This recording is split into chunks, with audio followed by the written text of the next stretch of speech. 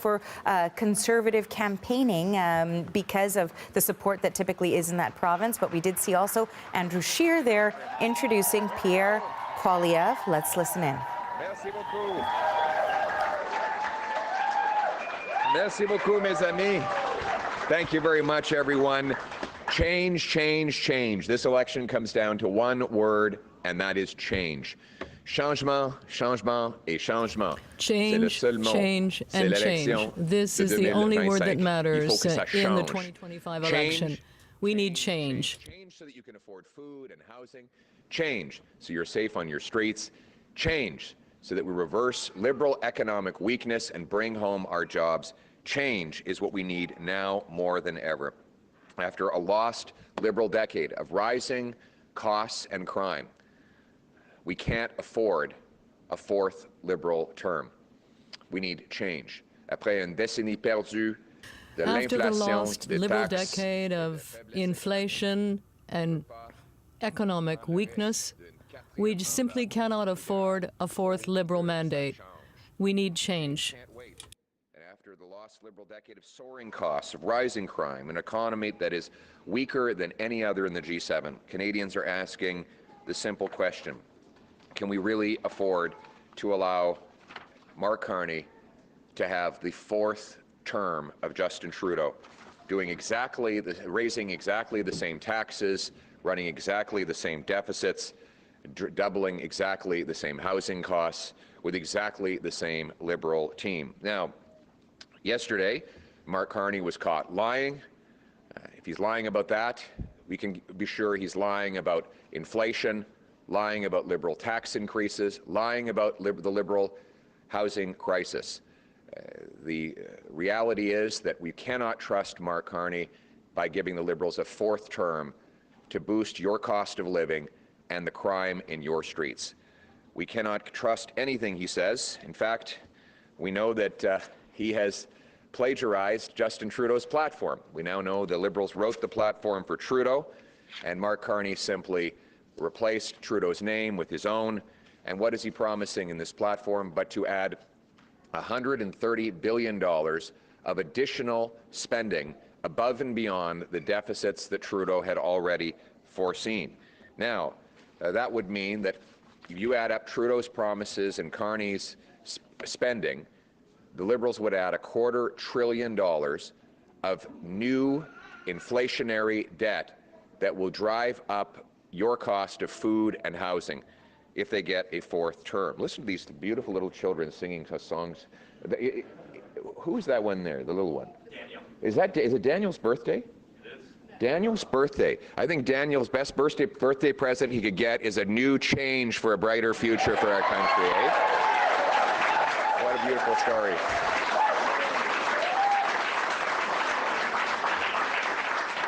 Do you think Daniel wants $250 billion of new Liberal debt that he's going to have to pay off? No, I don't think so. I think Daniel would prefer our plan to cut the deficit by the Liberal deficit by 70%. He also, so he's 1 year old. In 2040, little Daniel would be 16 years old. So what does the government say that life is going to look like in 2040? According to this report, it's called Future Lives, Social Mobility in Question. And then there's this section on page 3 called More Snakes Than Ladders. Google it, look it up. It's a Government of Canada report. And they make some predictions about life if we continue on the current path. In 2040, upward social mobility is almost unheard of in Canada. Hardly anyone believes that they can build a better life for themselves or their children through their own efforts. However, many worry about sliding down the social order. Now, that means no matter how hard you work, you never get ahead, and you'll probably fall further and further behind. In 2040, the Liberal government predicts, owning a home is not a realistic goal for many. In 2040, people see inheritance as the only reliable way to get ahead. Society increasingly resembles an aristocracy, they predict. Wealth and status pass down the generations. Family background, especially owning property, divides the haves and the have-nots. Is that the future we want for little Daniel? I don't think so. And then you have You have aspirations for social mobility among youth are at odds with expectations of immobility. People rarely mix with each other. The tiny group of aristocrats, and I'm taking that word out of this report, it's not my word, tiny group of aristocrats stick together, and everyone else toils away, does the work, and is shut out from the leadership of the country. That is the future. People under the liberal path. Liberal path means people's mental health may suffer. That's another quote. More and more people may struggle to afford rent, bills, and groceries. The resulting stress could worsen mental health challenges. And we go over to the next page. People will have to resort to foraging on public lands in order to scrounge out subsistence to eat.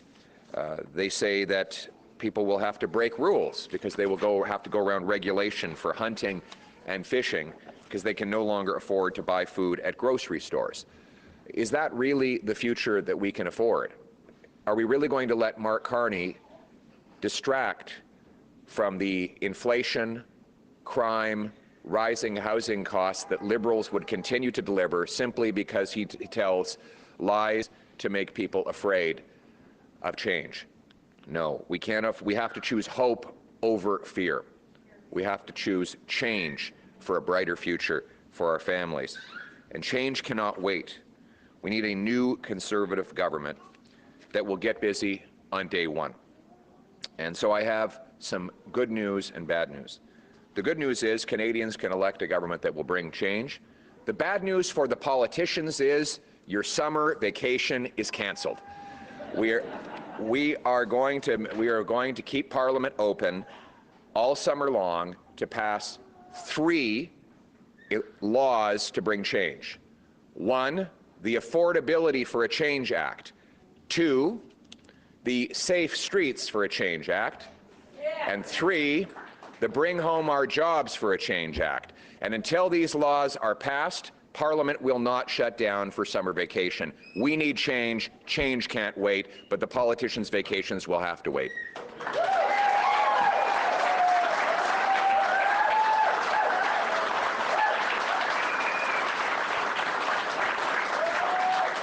Donc, j'annonce aujourd'hui I'm announcing today that we're going to have 100 days of change, change that we need most urgently.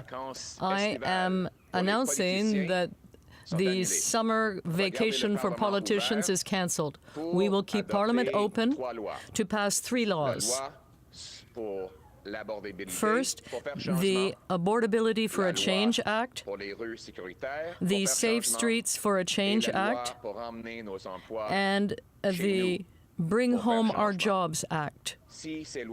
Those 3 laws, if they're not passed, there will be no summer vacation for politicians. And this is urgent action that is required. We cannot wait, allowing costs and crime to go up, and to allow the economic weakness inherited from the Liberals to continue. We cannot do that. It has to change. And we are going to act to make life affordable and safe, while at the same time making our country more self-reliant with jobs here in Canada and masters in our own home. We will not stop until we've passed those 3 laws, because Canadians deserve a safe and affordable life. First, we will pass the Affordability for a Change Act. We'll deliver urgent relief to Canadians in order to save them their homes and let them eat nutritious food again. We will start by cutting $54 billion of bureaucracy, consultants, foreign aid, and other waste so that we can bring down the cost of living for Canadians. We'll cut income tax by 15%. Putting almost $1,800 back in the back in the pockets of a working couple.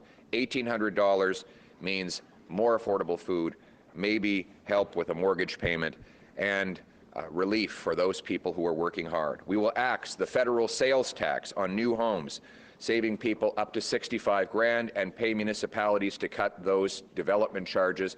The goal is to knock $100,000 of taxes off new homes. We will end the full carbon tax. We will axe the tax for everyone, for everything, for real, for good, for a change. Now,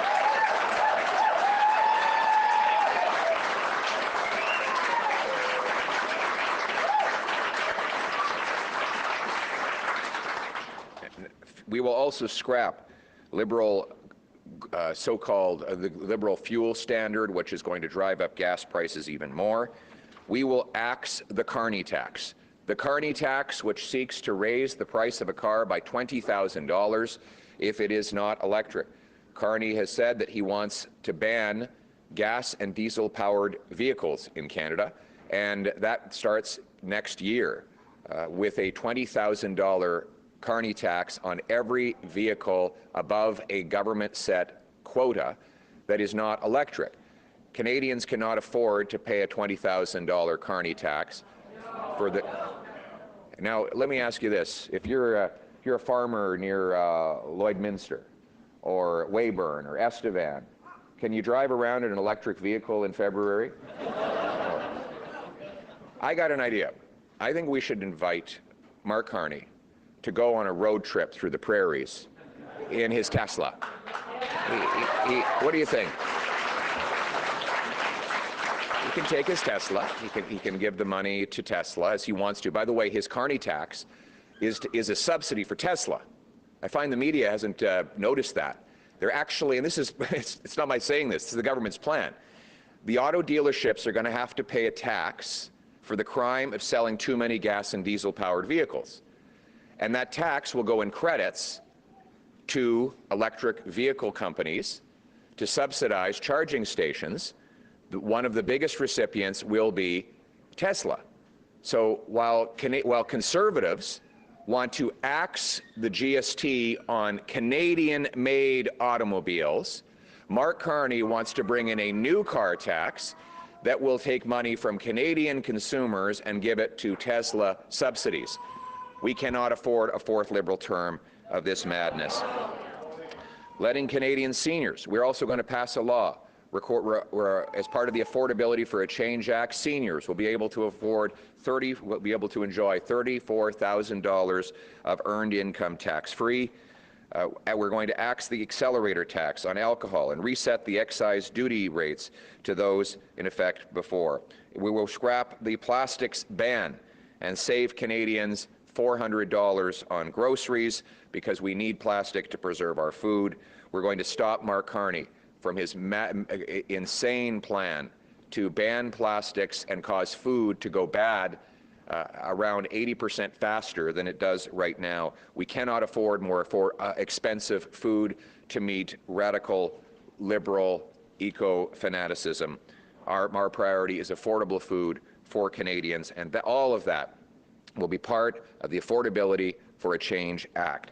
Second, we will pass the Safe Streets for a Change Act. Safe streets are something we used to take for granted in Canada, but after the lost Liberal decade. By the way, I should just say on the affordability thing, there's a very simple choice. Either you're going to have a fourth Liberal term of rising taxes, inflation, and housing costs, or we're going to have a change with a new Conservative government that will axe taxes, build homes, and unleash the production of affordable goods for our people. That is the change we need.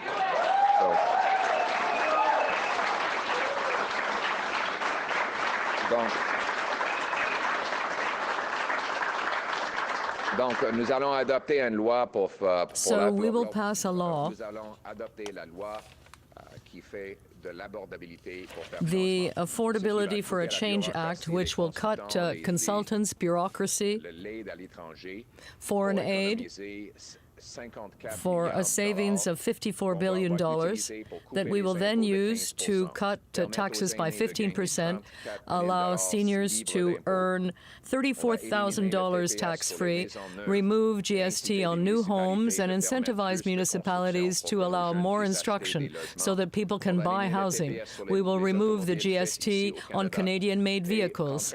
And unlike Mr. Carney, who is proposing a new car tax, we will remove that Carney tax and allow Canadians to choose what they want. People who live in the Saguenay, for example, or in Gaspésie or other regions cannot afford to pay a vehicle tax in order to subsidize Tesla, as Mr. Carney is proposing. No subsidies for Tesla. Money will stay in the pockets of everyday Canadians. And we will do that to make life affordable. And the choice between the two parties is, do we want a fourth Liberal term with more taxes and unaffordable housing, or do we want real change with Conservatives who will cut bureaucracy, cut taxes, and allow Canadians to have affordable groceries and homes? Safety for a change. We'll pass a massive omnibus crime bill that will be the single biggest crackdown on crime in Canadian history for a change.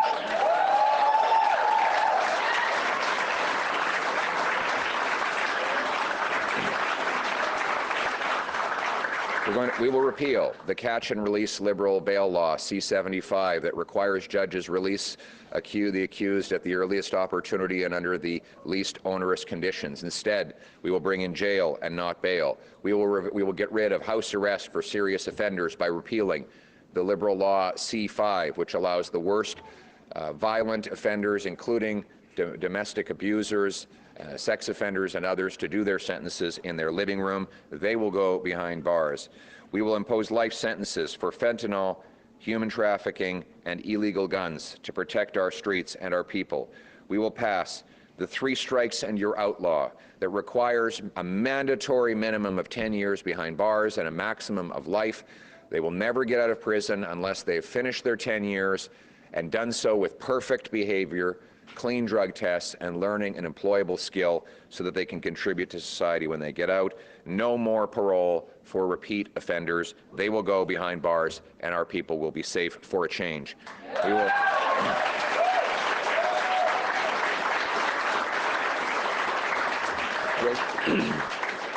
We'll crack down on organized crime, auto theft, extortion, arson, fraud, with tough new laws that make no more excuses than ensure that people stay behind bars. We'll give the police the power to shut down tent cities and get people real help so our children don't have to step on dirty needles and crack pipes for a change.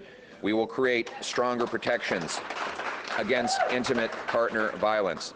We'll bring back consecutive sentences for mass murderers, including by using the notwithstanding clause to ensure that mass murderers never get out of prison until they come out in a box.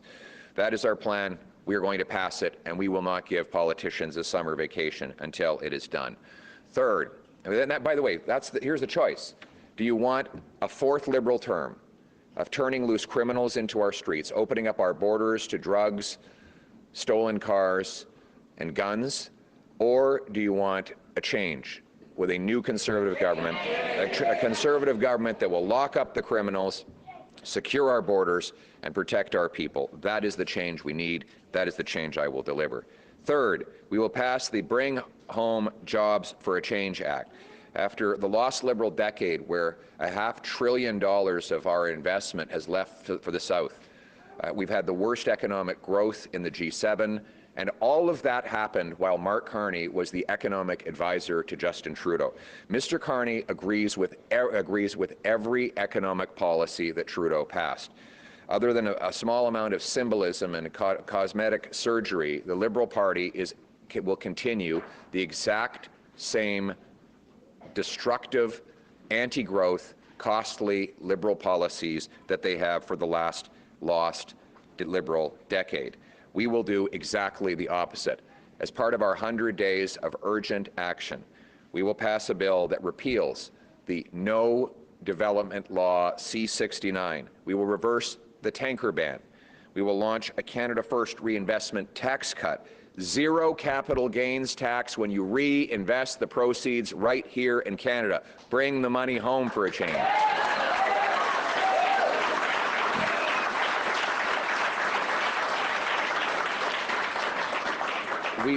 This will be economic rocket fuel for our economy, and the approvals will be fast. We'll have a one-stop shop to approve projects with a shovel-ready zone, a zone where we can effectively approve projects immediately that are actually zoned, regulated, approved, signed off with clear conditions and clear boundaries so that businesses can just get busy building. We're also going to axe the industrial carbon tax. So today, Mark Carney is trying to distract from yesterday's lie by going to a steel plant where he's announcing a bigger industrial carbon tax. He actually said the carbon tax will make Canadian steel better off. So here we go again. Carney agrees with Trump. He wants to tax Canadian industry. Carney wants to do it with carbon taxes. Trump wants to do it with tariffs. I want neither. We know that companies like Evraz here in Saskatchewan, any steel workers here? I know we're not in Regina, but we've got steel workers across this country that are going to lose their jobs because of the Carney carbon tax on industry. A carbon tax he wants to apply to the fertilizer that grows our food, to the aluminum, to all the other metals we make, to the cement and concrete, and all the industrial products that are literally the backbone of our country.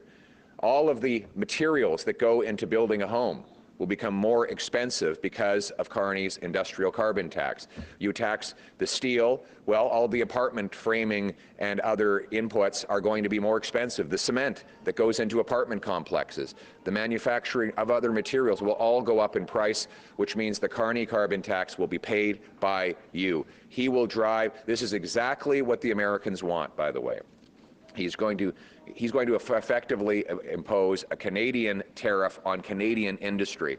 That's why we cannot afford a fourth Liberal term of Liberal taxes and anti-development policies. We need to pass the Bring Home Our Jobs Act for a change with a new Conservative government. And that's what we will do before we offer it.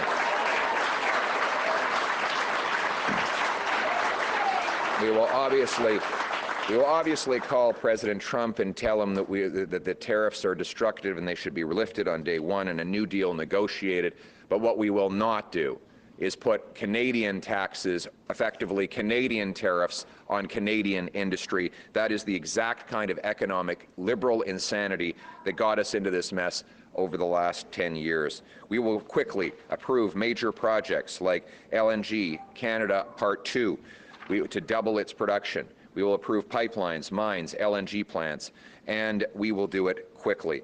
Nous allons faire un vrai changement en adaptant we will make real change by passing a Safe Streets for a Change Act and reverse the Liberal policies and bring in a 3 strikes and you're out law so that criminals, repeat criminals, remain in jail for 10 years. And we will get rid of Netflix sentences and keep criminals in jail with consecutive sentences. Life sentences will be true life sentences, and we will never allow mass murderers to get out of prison. We will protect our streets for a change. So the choice is between the Liberals, who will release criminals into our streets and cause more crime, or Conservatives, who will keep criminals in prison for a change. We will also release our natural resources with an act to bring home jobs to Canada for a change. We will reverse C-69, the anti-development law, We will repeal the ban on pipelines. We will also remove the capital gains tax for people who reinvest in Canada, and we will create shovel-ready zones so that we can quickly approve projects such as LNG plants. And we will take action to put an end to Mr. Trump's tariffs, but also we will never allow Canada to impose tariffs on Canadian industries, such as the industrial carbon tax proposed by Mr. Carney. That is irresponsible, particularly in the current context. So the choice is, do we want a fourth Liberal term where our industries are being blocked to favor the U.S. economy, or do we want change with more housing and more jobs brought back to Canada? That's the change that we are proposing. Another 4 years of the same Liberal MPs, same Liberal ministers, same Liberal advisors, same Liberal platform, same Liberal lies from a leader who will say absolutely anything to get elected and then do exactly the opposite, just like they did for the last 10 years. We cannot afford a fourth Liberal term with the same MPs, the same Liberal ministers, the same Liberal promises, and the same Liberal lies that we've been hearing for 10 years. We need change. We cannot continue. And that's why we are proposing a real agenda of change. So 100 days of urgent action where we can ensure there will be no summer vacation for politicians. Canadians cannot wait for this change. They need this change now for an affordable life, in safe streets, and a stronger economy. And we Conservatives will deliver that. In closing, I would just like to thank the people from Saskatchewan because my father comes from a village not far from here, Léoville, a Franco-Saskatchewan village. His father came here and wasn't even able to write his name. And his father started a business and had some success, and my father and his sister were the first ones in the family to receive a university diploma.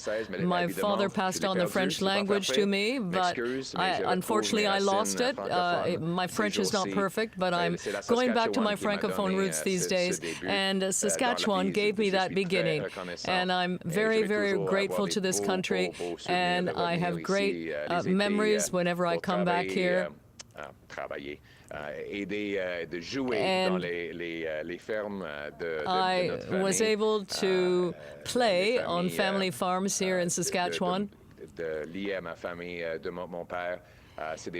And those are great memories that I have. And I'm here today to bring back the promise of Canada. What we see in the prairies are people who work very hard, and they can have a great life with a great future and a great home. And that's what we will rebuild. That is the choice, and that's the reason why we need real change. For giving me my roots, my folks who are from here. My dad's from a French village, Léoville. My mother spent most of her early days in Saskatoon. I think they were married in Saskatoon. They moved to Calgary in '77 at a time everyone was leaving. There was a sign at the border that said, "Last one out, turn off the lights." But now a lot of folks have come back. That's why we have more Rough Riders jerseys at the McMahon Stadium than Stampeders jerseys, as you know.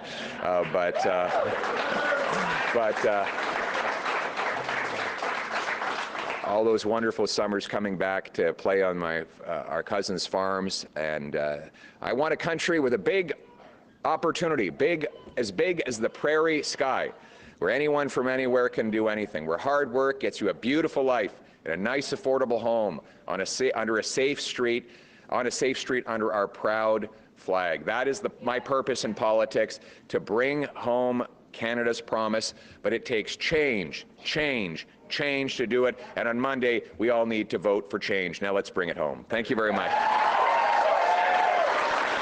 Thank you. We will now go to questions, and we will start with a call-in question from the phone line. Thank you. We have a question from Rick Bell from Post Media. Your line is open.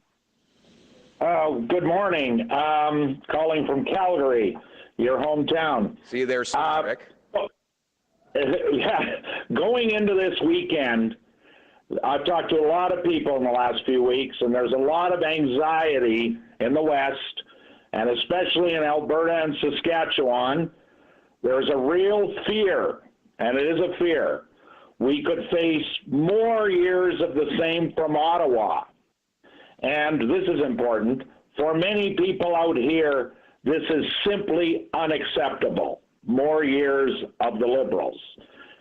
In this election, what do you see as the real life stakes for those of us who live in the West?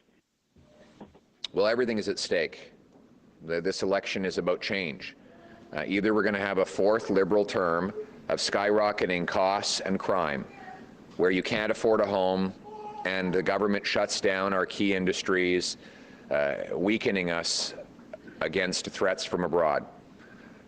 This Liberal path not only means more poverty and hunger and helplessness and homelessness, but it also means more divisions in our country. After the lost Liberal decade of rising costs, crime, and division, we can't afford a fourth Liberal term. We need a change that will bring home an affordable, safe life and a united and strong Canada. That's the change we're running on, and that is the change we're going to deliver in the first 100 days. Let's bring it home. Thank you. Thank you. We will take another question from the phone line. Thank you. Next question comes from the line of Mary Logoki from La Liberté. Your line is open. Bonjour, Monsieur Poilievre. Vous parliez tout à l'heure de vos racines Earlier, francophones. you were talking about francophones and your roots. Now, how do you think the 20% target for francophone immigrants should be distributed across the country? Thank you for your question. After the lost Liberal decade, French is in decline, unfortunately, but we will reverse that trend. We will protect the French language right across the country. And of course, just to give you some background,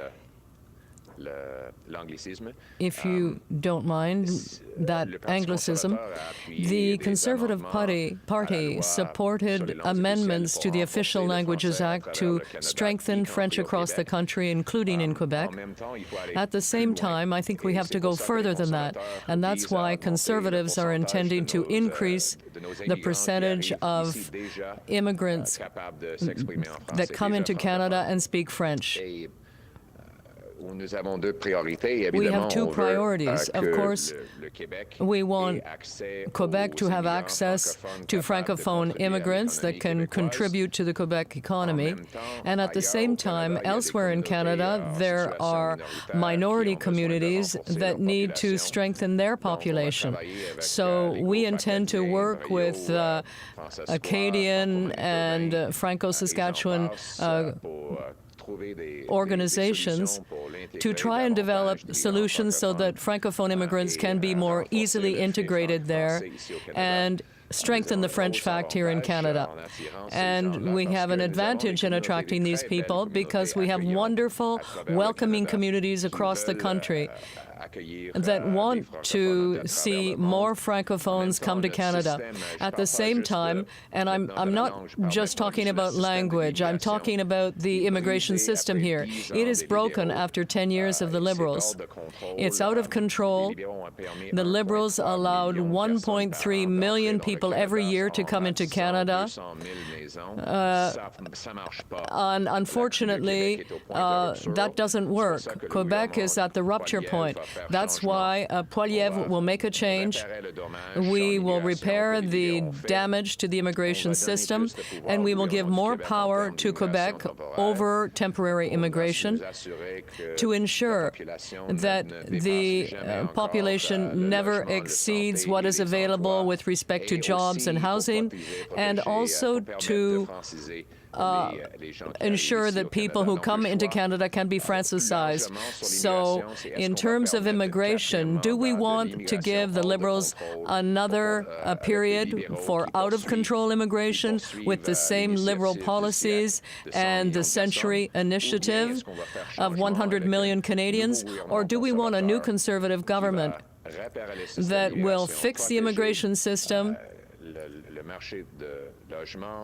fix the housing market, and strengthen the French language? Next question from the floor. Hello, Mr. Poilievre, TVA. As I understand it, you say you want to call Mr. Trump on day one. What other things would you be saying to him? What would there be a difference in what you say compared to others? Well, I believe that we have to take action quickly to put an end to the chaos hurting the American economy, and I will approach it from a position of strength, not liberal weakness. I won't lie to try and exaggerate what is happening, as Mr. Carney did. I will take action with force. I'm going to say Canada will build pipelines and LNG plants and export that overseas. We will remove interprovincial barriers so there can be free trade between the provinces. We will cut taxes on investment, on work, on housing, on home building, and on the production of Canadian-made goods. We will be strong as a country and focus on what we can control here in Canada. We have to reverse the lost Liberal decade that drove $500 billion of investment to the United States and made us more reliant on the Americans than ever before. We need a change. It has to change so that we can be a self-reliant country with our own industries and our own overseas markets, and that is what a Conservative government will do. In English, please. Thank you very much. Well, we need to take direct action to end the tariff chaos with a position of strength, not by spreading lies to exaggerate, as Mr. Carney has done, but rather by becoming more self-reliant, strong, and sovereign, so we can stand on our own 2 feet for a change. After the lost Liberal decade of blocking resources, taxing workers and industries, doubling housing costs, and driving $500 billion of our investment south, we cannot risk a 4th Liberal term with Mark Carney implementing Justin Trudeau's economic platform that will make us even more helpless than we already are. We will approve pipelines, mines, LNG plants, nuclear power, export terminals, so that we can get our goods overseas to other markets.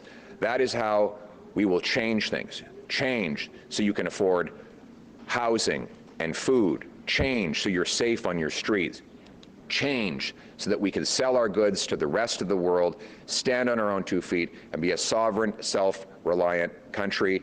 We will pass the Bring It Home Our Jobs for a Change Act, and we will bring change that puts Canada on a proud, strong footing. Thank you. Thank you very much. We will now go to the final question. Thank you. Thank you for your time. I'm Rachel with ABTN.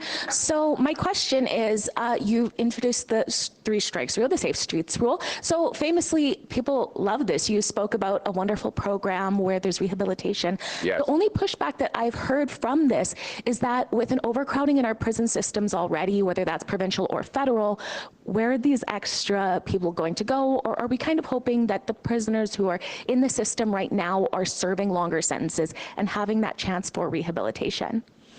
That's a great question.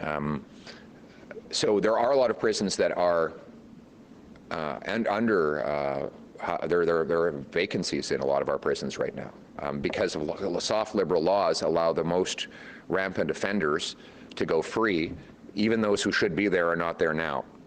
The second thing I would point out is the last time we did a major crime crackdown, we were able to not only cut crime by 25% under Stephen Harper, but the number of prisoners incarcerated actually went down. Now, this was the opposite of what all the experts told us would happen. They said, you're going to have to build all these extra prisons. So what explains this? Well, the answer is that the people we kept in jail were the ones who were in and out anyway.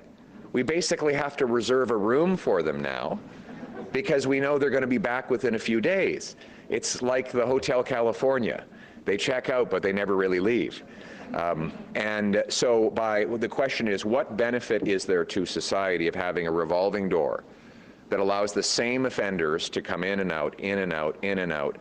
Why not replace the liberal revolving door with an iron gate that locks them in so that they don't get out and they don't get to reoffend? The good news is we have very few criminals in Canada. The bad news is they do a tremendous amount of damage. The same 40 offenders had to be arrested 6,000 times in Vancouver in a year. So that means 150 arrests per offender per year. Why didn't we just leave them in jail? There would be 6,000 fewer crimes if they were just left in prison after they started doing the damage. That's what we're going to leave them in jail. We're going to end the crime. It's going to be the biggest crackdown on crime in Canadian history. And it will start with the Safe Streets for a Change Act.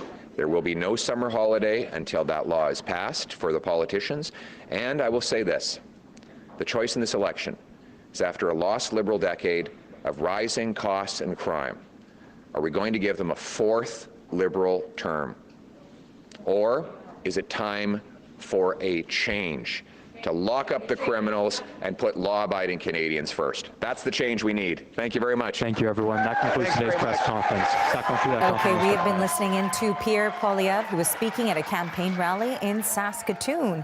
He announced that if elected, he will be cancelling summer break for Ottawa politicians to introduce legislation targeting crime, the economy, and affordability. 100 days of change is how he described it. And the CBC's Janice McGregor joins me now live from Ottawa. We have heard from all of the party leaders today, but let's start with what we just heard from Pierre Poilievre. Yeah, and I have to admit, he had me grabbing at my phone there, what he just said about how there's lots of vacancies in the Canadian prison system. That does not line up with my understanding. In fact, I believe the Ontario government last year was forced to make some investments to add additional capacity because it had such an issue with overcrowding. We had heard that after sort of the pandemic, the issue of double bunking in prisons and all the consequences of that had come back again in 2022, 2023. It's not my understanding that we have a lot of empty prisons. I don't know whether this is maybe a regional issue, but yeah, I was surprised to hear him portray this as a system that has unused capacity that could easily absorb additional inmates. I think some of the, we've seen some organizations come forward and make arguments to the contrary. There were a number of things. I don't think I'll go over kind of all the various things. Some of these are facts I've checked before on air with respect to the platform allegation that it was plagiarized. We talked about that earlier in the week, why that is not the case. Once again, we saw Pierre Poilievre reading from a social mobility report, misrepresenting the context of that report. We have an article at CBCNews.ca that goes over exactly what that report is and the nature of sort of what that was for the Government of Canada, and I'm going to just recommend that to people's reading in the interest of time. But the point of what Pierre Poilievre was doing in this news conference was to lay out what he says would be the plan for the first 100 days of a Conservative government led by him. And he was saying, now, sort of by the time Parliament comes back, of course, we could be into May and June with a throne speech and a budget. And he was saying that no one would have any summer vacation, no politicians would have any vacation until three key pieces of legislation were passed by his government.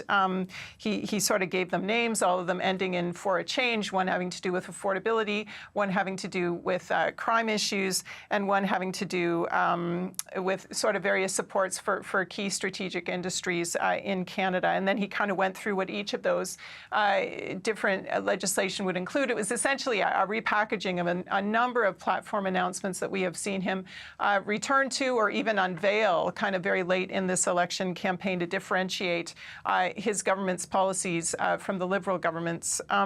I just want to note, I know a lot of our viewers are very interested in the electric vehicle issue, and this is something that has a lot of trade implications. There were a few things there that I just want to course correct a little bit. He was referring to a ban coming in next year for gas, for new sales of gas-powered vehicles. That ban on new car sales, if they only run on a combustion engine, that doesn't actually start till 2035. What comes in next year is a system whereby they are trying to put pressure on the automakers to offer a greater share of what they sell in Canada to sort of ramp up to that 100% electric. So there's thresholds that they have to start meeting as of next year. Initially, it's 20%, but it ramps up over time. And this is something the industry has pushed back against, that this timeline is unrealistic, that it's going to impose costs. Why? Because if they aren't going to meet the threshold, they are supposed to purchase credits. Now, Poilievre is portraying this credit as a tax. It is not actually a tax on a gas car. But it is, these regulations would put a burden on these companies if they fail to sort of work towards selling a more electrified fleet. That money would have to go to charging infrastructure. And you heard Poilievre say, well, it would all go to Tesla. I think we need clarity on how Teslas are treated in Canada according to policies. First of all, if they're made at the Gigafactory in Shanghai, they're already getting a 100% tariff as they enter Canada. That was put in place last fall. Also, any Tesla that's manufactured in the U.S. but doesn't have parts and components that comply with CUSMA, the North American Trade Agreement, is also now getting a tariff as it enters Canada. So there are a lot of incentives already for the purchase of Canadian vehicles, but the Conservative platform would add another one. Any kind of Canadian-made car, you would not have to pay the GST on that car. So you really see how they are trying to use sort of consumer rules and regulations, but also incentives in the automotive industry to favor Canadian industry, but also there is an ideological kind of perspective on the part of Conservatives that they don't really like the government telling you what to drive, whether it's an EV or a gas car. They think that's wrong. They think you should have that choice.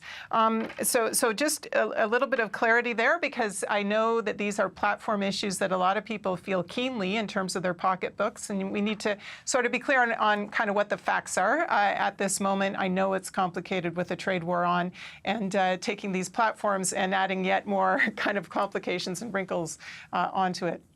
Of course, very important there to sort of break down the facts of the case and the context as well of what we're hearing from the politicians. We know that we are 3 days away from Election Day. Canadians will be heading to the ballots. As such, we know that party leaders are fanning out across the country. We just heard there from Pierre Poilievre, who was in Saskatoon. And while we were listening into that, we know that Bloc Québécois leader Yves-François Blanchet was speaking just a little while ago. So let's take a quick listen to what he had to say. If I may, yesterday you said that you were an MP in a foreign parliament. Yeah. You are working pretty hard to hold the balance of power of that parliament.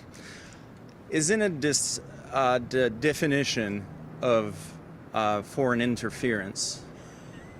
We are, either we like it or not, part of an artificial country with very little meaning called Canada. Many people in Canada write to me and say, we'd like to have the same as Quebec has. As long as we're part of it and we get elected in this parliament, we are entitled to any right and privilege and opportunity being provided by the persons who vote and I will relinquish none of them. And if it's a foreign parliament because this nation is not mine, I don't feel more at ease in the Canadian Parliament than Mrs. Smith would feel at ease in the Assemblée nationale du Québec. Prochaine question. Bonjour, Monsieur Blanchet, Rafi Boudjikanian, CBC. You're looking to collaborate with Mark Carney. Well, you have to. And Paul Saint-Pierre Plamondon, in his endorsement letter for you, calls him an existential threat to Quebec. So can you collaborate with an existential threat to Quebec, or is his endorsement letter a little perhaps wrong or unhelpful for your purposes at this time? I will repeat something I said very candidly yesterday. My approach is on two different levels. First, Canada will pick Mark Carney as its prime minister. I can change nothing in that. Even if there were 45 MPs from the Bloc, I cannot change that. So we have to collaborate.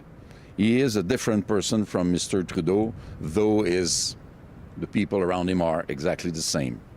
But on the other side, if we speak language, secularity of the state, immigration, energy, environment, aluminum, lumberwood, milk and supply management, fisheries, aerospace, telling the truth, not investing from a green fund into oil and gas for half its investments. All of those are very, very serious reasons for Quebecers to doubt the opportunity of having a too strong mandate for Mr. Carney. And I would even add to that if the questions I have raised during the campaign, which is not over, have helped Canadians to think and consider different options before making their decision, then I might have been useful for Canada. So I'm a good neighbor. One different option for Canadians might be the NDP, which, like you, is pitching itself as, the party that should hold the balance of power. Mr. Singh, at least for the second time in this campaign, has called you useless this morning. Can you explain why you would be better off holding the balance of power, why you're the better option than the NDP? I will let you deal with the uselessness of my party.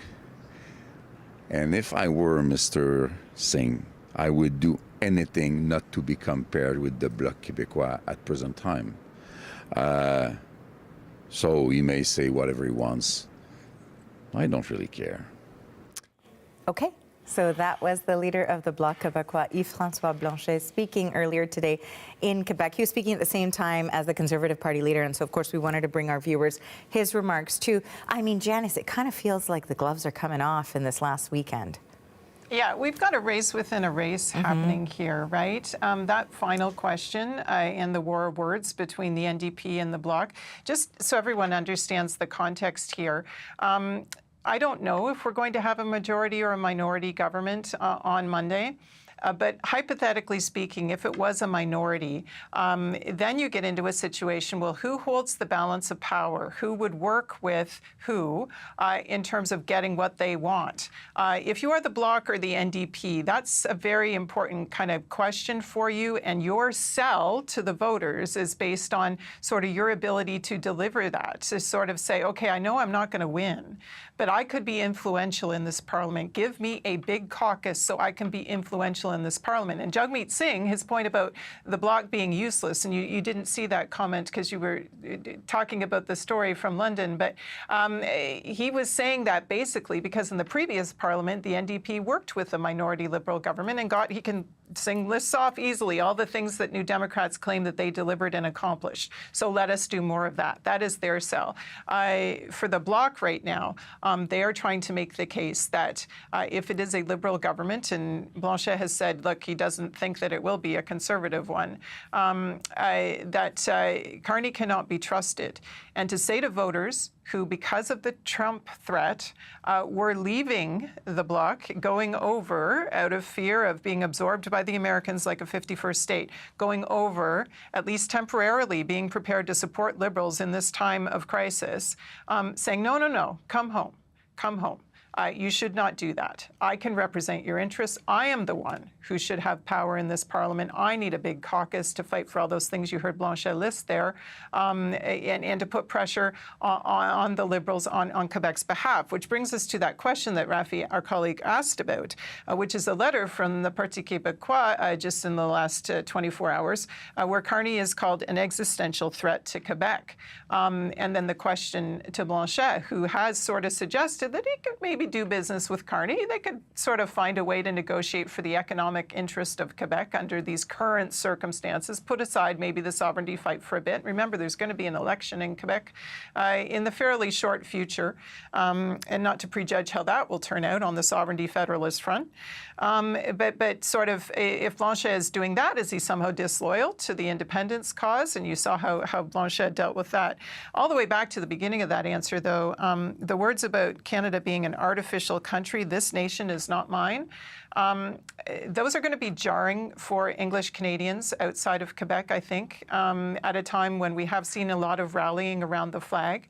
But if you are a Francophone voter in Quebec who is inclined to vote for the Bloc, that is sort of, your mantra, right? If you're talking about the independence movement. So I want to point that out because it might be a little bit kind of not what people would expect to hear in a moment, which has otherwise been very kind of nationalistic ourselves here in Canada in the wake of the threat from the U.S. But this is the line that Blanchet is trying to walk here because he knows sort of about the threat from the U.S. and how potent that was at least a few weeks ago for voters in Quebec. But now is sort of trying to raise the specter, well, you can't trust, Mark Carney, you can't trust those federalists, you can't trust those people in Ottawa. You have to keep sending a sovereigntist party to Ottawa to represent you. So that's a tricky thing rhetorically, and it's going to be so fascinating to see what Quebec voters do with that. But we do know that things are volatile. We're going to have some 2- and 3-way split ridings.